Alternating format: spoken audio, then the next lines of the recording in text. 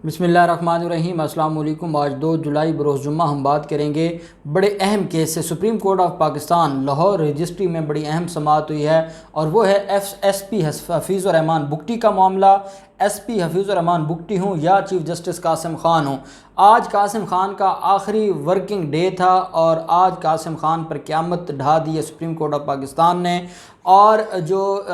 SP हफीज़ुर Rahman Bugti का case था, SP को बड़ा रिलीफ दे दिया है ऑनरेबल सुप्रीम कोर्ट ने। 2 रुकनी बेंच था, जस्टिस सजाद अली शाह और जस्टिस मंसूर अली शाह साहब की में 2 रुकनी बेंच था जो समाअत कर रहा था। लाहौर रजिस्ट्री बिल्कुल हाई कोर्ट के साथ ही लाहौर रजिस्ट्री है सुप्रीम कोर्ट की, और वहाँ पर हम मौजूद थे जब आज ये समाअत हुई है, क्योंकि आज मीडिया भी था और ये मामला काफ़ी हाईलाइट हो चुका था। उसकी वजह यह है कि इधर चीफ जस्टिस कासिम ख़ान साहब तैयार बैठे थे SP हफीज़ुर रहमान बुगटी को सज़ा सुनाने के लिए, और उधर SP हफीज़ुर रहमान बुगटी पूरी अदालत का जो रिकॉर्ड है वो तलब करवा कर बैठा था सुप्रीम कोर्ट में। और मैं समझता हूँ कि ये एक पुलिस का सीनियर अफसर और एक लाहौर हाई कोर्ट का चीफ जस्टिस, और मामला उनका आपस में इतना ख़राब हो गया था कि वो एक दूसरे के सामने आ गए थे। लेकिन इसमें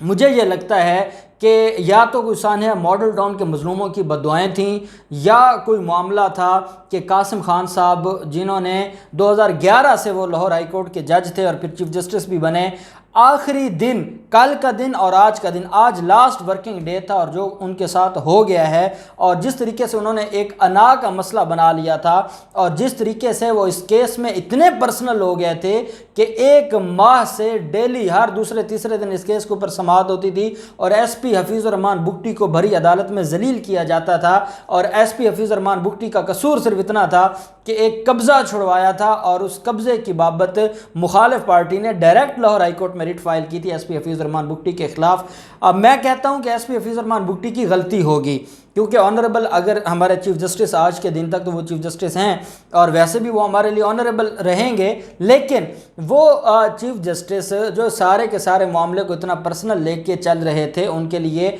मसला बनना था। जो एहसन भून साहब हैं, पाकिस्तान बार काउंसिल के मेंबर हैं, सीनियर एडवोकेट हैं सुप्रीम कोर्ट ऑफ पाकिस्तान के, वो और उनके साथ बाकी बार के लोग और सीनियर वकला वो SP हफीज़ुर रहमान बुगटी के साथ खड़े थे और वो बार बार चीफ साहब को यह समझाने की कोशिश कर रहे थे कि हुजूर हाथ हौला रखें, इस मामले को इतना पर्सनल ना बनाएं, वो रिटर्न माफ़ी दे रहा है, उसकी माफ़ी तस्लीम करें और एक ऑनरेबल तरीके से ये मामला हल हो जाए। पूरा 1 हफ्ता बार के नुमाइंदे तरला डालते रहे, मिन्नत करते रहे, और उसके बावजूद कासिम ख़ान साहब ने कहा मैं नहीं मानूंगा। और उसके बाद वही बार के नुमाइंदे गए सुप्रीम कोर्ट ऑफ पाकिस्तान में, ना सिर्फ प्रोसीडिंग्स स्टे करवा के आ गए हैं बल्कि पूरा रिकॉर्ड भी सुप्रीम कोर्ट ने तलब कर लिया और आज रजिस्ट्रार हाई कोर्ट जो हैं सुप्रीम कोर्ट ऑफ पाकिस्तान में पेश हुए।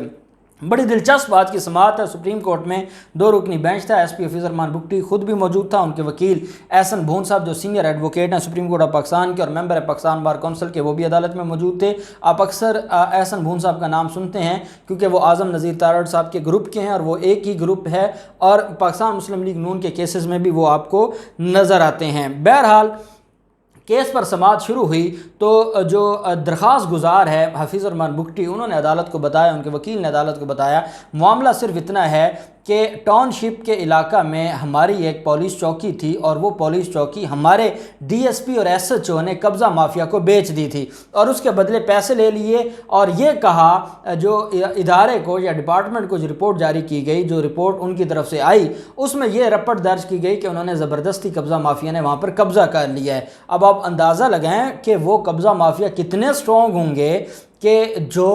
पुलिस चौकी पर कब्ज़ा कर रहे हैं और पुलिस वालों को ख़रीद के कर रहे हैं। बहरहाल वहाँ पर कब्ज़ा हो जाता है, और ये मामला जब SP हफीज़ुर रहमान बुगटी के पास वो एरिया आता है, वो SP बनते हैं उस एरिया के, और आप जानते हैं कि जो CCPO लाहौर हैं ग़ुलाम महमूद डोगर, वो कब्ज़ा माफिया के ख़िलाफ़ बड़े लेवल पर कार्रवाइयाँ कर रहे हैं, और हफीज़ुर रहमान बुगटी को असल में लेके आने वाले साबिक़ CCPO उमर शेख थे, वो इनको लेकर आए थे कब्ज़ा माफिया के ख़िलाफ़। معاملہ کچھ اس طرح سے تھا کہ جو سی سی پی او غلام محمود ڈوگر ہیں انہوں نے احکامات جاری کیے اور ایس پی حفیظ الرحمان بگٹی نے وہ چوکی خالی کروائی اور جو قبضہ تھا وہ چھڑوایا، اور میں نے اس کے اوپر پروگرام بھی کیا تھا اور آپ کو میں نے ایک ویلاگ میں ڈیٹیلز بتائی تھیں کہ کون سا ڈی ایس پی تھا، کون سا ایس ایچ او تھا جن کے خلاف مقدمہ درج ہوا ہے، اور ایس پی نے پولیس چوکی جو انہوں نے بیچ دی تھی پولیس والوں نے، وہ چوکی واپس قبضہ اس کا لیا اور وہ پولیس چوکی کو بحال کیا۔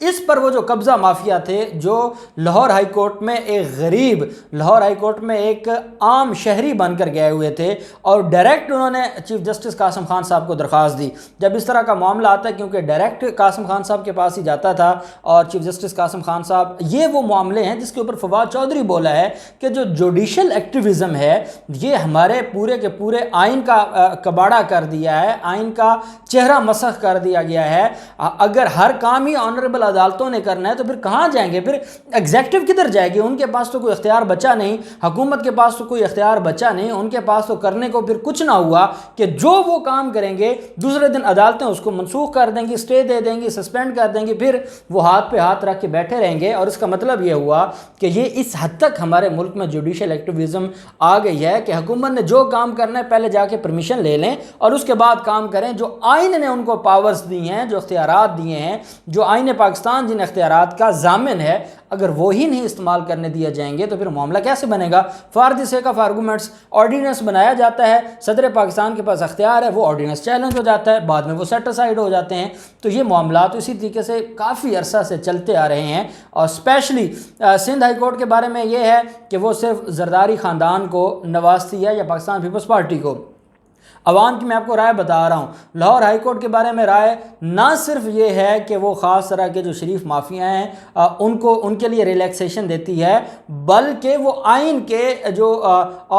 آئینی کام ہے حکومتوں کے ان میں بھی انٹرفیئر کرتی ہے۔ اسی طریقے سے آنریبل اسلام آباد ہائی کورٹ ہے، اس کے معاملے میں بھی ایسی باتیں سننے کو ملتی ہیں، آپ جیسے دوستوں سے ہم سنتے ہیں، اور بطور قانون کے طالب علم ہم ان چیزوں کو دیکھتے بھی ہیں، ہم ان چیزوں پر ہماری نظر بھی ہوتی ہے۔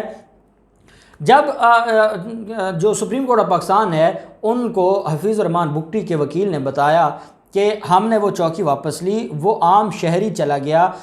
ڈائریکٹ لاہور ہائی کورٹ میں، لاہور ہائی کورٹ نے ایس پی حفیظ الرحمان بگٹی کو بلا لیا۔ ایس پی حفیظ الرحمان بگٹی نے جو رپورٹ پیش کی، honourable chief justice Qasim Khan صاحب، کیونکہ قاسم خان صاحب اس میں پارٹی بن گیا نا، جیسے قاضی فیاض عیسیٰ صاحب خود ایک واٹس اپ نکال کے دکھا رہے تھے کہ دیکھیں یہ واٹس اپ میرے پاس ہے، کہ جس کے مطابق چکوال میں وزیر اعظم عمران خان نے جو وہاں کے ایم این اے ہے اس کو فنڈز جاری کیے ہیں، تو پھر اس پر چیف جسٹس گلزار صاحب نے کہا تھا کہ پھر آپ کمپلیننٹ بن جائیں، مدعی بن جائیں، پھر آ جائیں سامنے۔ یہ تو کوئی بات نہیں کہ اگر ججز مدعی بننا شروع ہو جائیں تو معاملات تو نہیں چل سکیں گے نا۔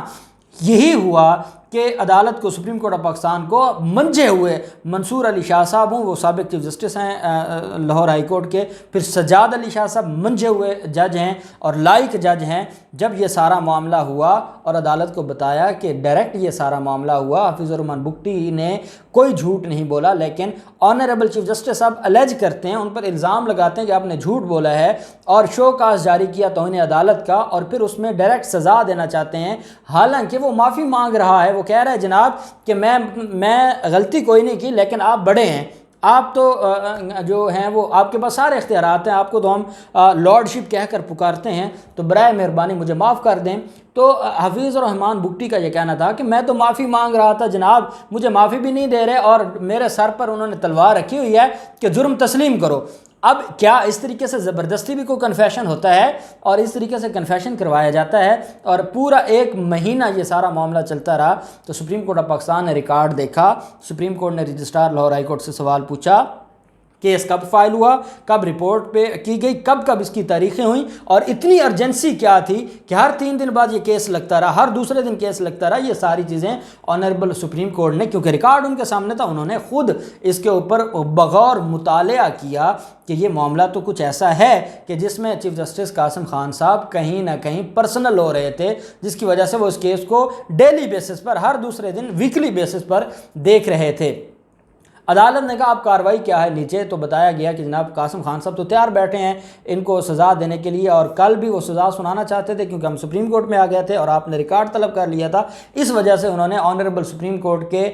تقدس میں کل سزا نہیں سنائی تھی، اور وہ آج کے لیے تیار بیٹھے ہیں۔ تو اس پر جو honourable supreme court of Pakistan ہے، انہوں نے چیف جسٹس قاسم خان صاحب کی عدالت میں وہ جو کارروائی شو کاز کی تھی، توہین عدالت کی تھی ایس پی حفیظ الرحمان بگٹی کے خلاف، اس کو سسپینڈ کر دیا ہے، اس پر سٹے آرڈر جاری کر دیا ہے، اور پارٹیوں کو نوٹس جاری کر دی ہیں، فریقین کو ڈائریکٹ طلب کر لیا ہے، لاہور ہائی کورٹ کا کیس وہاں روک دیا ہے، اور قاسم خان صاحب آخری دن، جس دن ان کی ریٹائرمنٹ، آج ورکنگ آخری دن تھا، آج آخری دن پورے لاہور ہائی کورٹ میں، میں لاہور ہائی کورٹ میں وہاں پر ہم بیٹھے تھے، ہر وکیل یہ بات کر رہا تھا کہ اگر آج سپریم کورٹ نے سٹے دے دیا تو قاسم خان صاحب کا جو 10 سال کا ٹینیور ہے وہ سارے کا سارا اس پر پانی پھر جائے گا، یا وہ سارے کا سارا زیرو ہو جائے گا، اور اس کی وجہ کیا ہے؟ ایک مسئلے پہ اڑ جانا، ایک مسئلے پہ انا بنا لینا، یا ایک مسئلے پر بہت سخت رد عمل دینا یا سٹرک ہو جانا، یہ وجہ تھی جس کی وجہ سے